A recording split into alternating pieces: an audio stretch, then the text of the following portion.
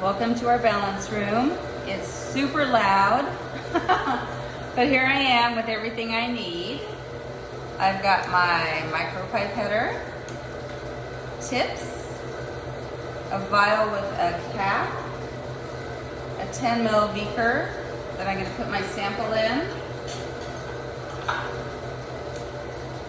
some thermometers so that I can measure the temperature. You may be thinking, why 2 thermometers? And the answer is, if one's not calibrated, but I only have one to go by, I'll never know. I have my DI water bottle that contains water that was gotten from the one deionized water faucet in the room. I have a place where I'm going to write my data, and I have a pen. Also, I'm wearing goggles, even though it's just water.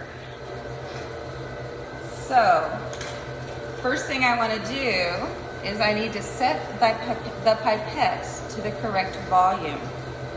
To do that, I'm going to adjust this dial at the top.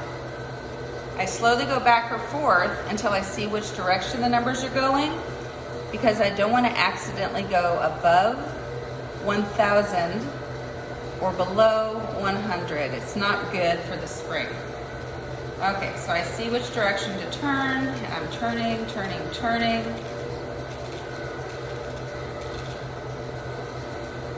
And now it says 0500. So 500 microliters is 0.500 milliliters, 3 sig-figs. Now I'm going to put a tip on there. We never use a micro pipetter without the tip. It would be, I want to kick this tip off, so I'm going to push down here on this gray bit, and it pushes the tip off. I never want to get liquid inside of here.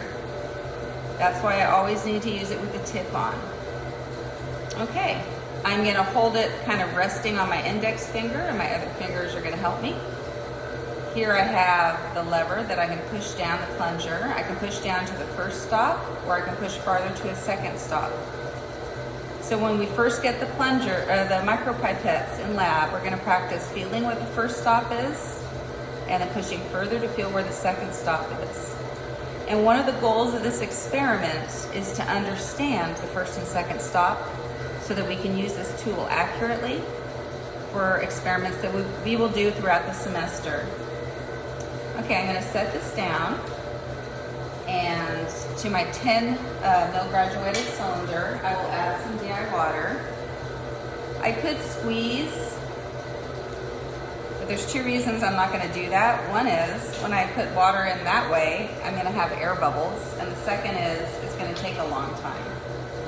So, I'm going to give myself about 8 mils of deionized water. Now I'm ready to use my micro pipetter. So I push down to the first stop.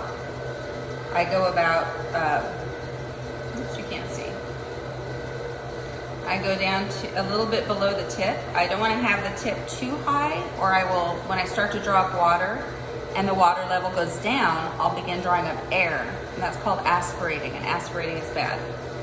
So I'm going to push the pipette tip down so it's in between, not too close to the surface, not touching the bottom, and I lift up slowly.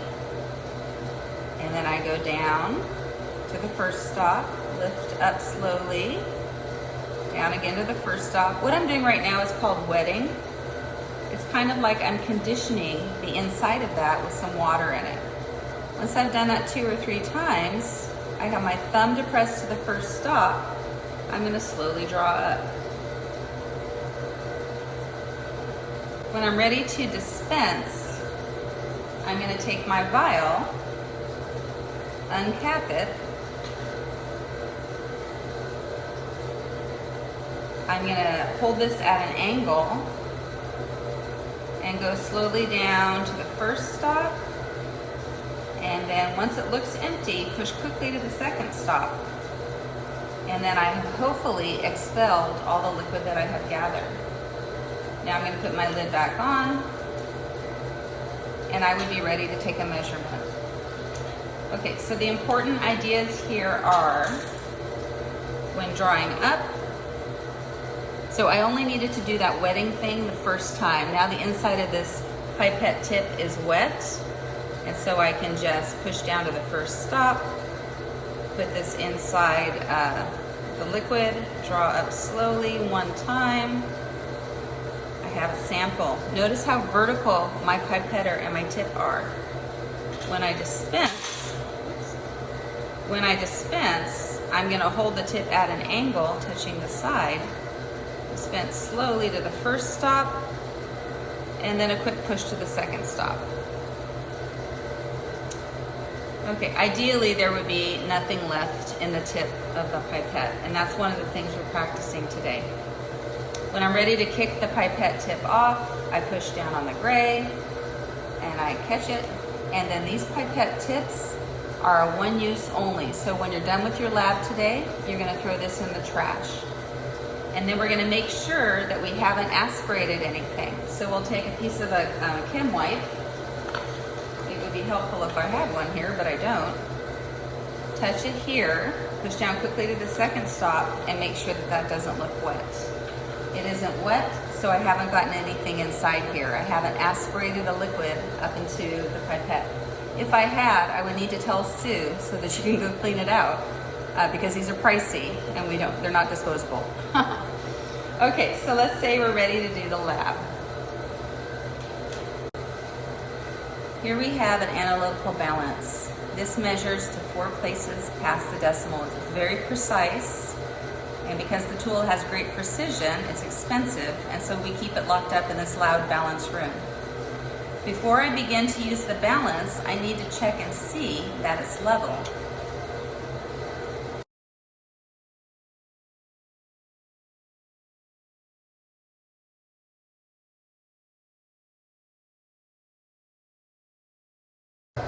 Okay, so here we have the analytical balance, and it's been zeroed. The only buttons that we use are off and on,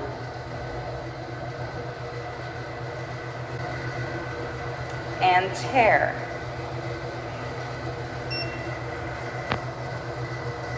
What's the point of tear? Well, I can put something on the balance, push the tear button, and it pretends there's nothing on the balance. And then whatever I add is the only mass that is recorded. We are never going to touch these buttons. Print and calibrate. Okay, here's the general idea for our lab. Whether the vial has something in it or not, I'm going to cap it. Mine happens to have some water in it, that is not a problem. Open a door, place it in the center, close the door, and push the tear. And at this point, the balance says 0.00. Open the door, take the vial out.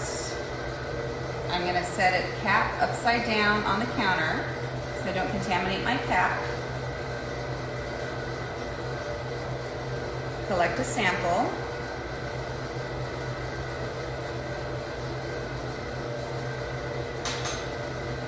Add it to my vial. Slowly down to the first stop. Quick to the second. Lay my pipetter down. Cap my vial. Put it on the balance. And record what it says.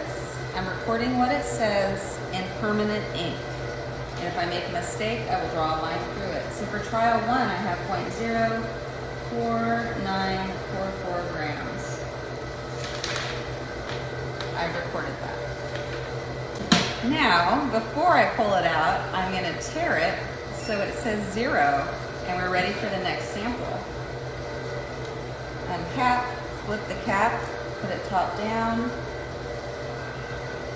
Grab my next aliquot, push to the first stop, lower into the liquid, slowly raise it up to the first stop, put it in the vial, go slowly to the first stop, push to the second stop, recap,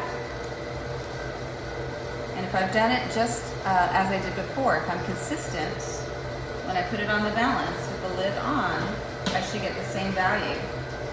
And this time I got 0.4961. So it varied by a little bit in the third place, but that's okay. Tear, wait for it to settle, pull it out, uncap, flip the lid, etc. Down to the first stop, into the liquid, up slowly, into the vial at an angle, slowly to the first stop, and then a quick push to the second. Put a cap on this, and max. Okay, so it's really important that when you have a tip on a pipette, so I'm going to pick my tip off, I don't want to break my own rule. If there were a tip on this pipette, that I would never hold it vertically or horizontally or past horizontal. Sometimes students get real casual and they start holding it past horizontal, but we don't want anything to go up into the barrel. And so that would be a mistake. As you're doing the lab and you casually hold it like this, I'm just going to come around and gently put it more vertical so that nothing rolls into the barrel, because that's something we need to learn, become comfortable with.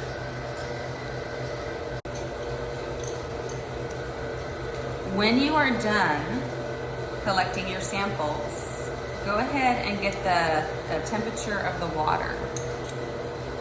You want to get the temperature of the water afterward, even though there's more water before you start.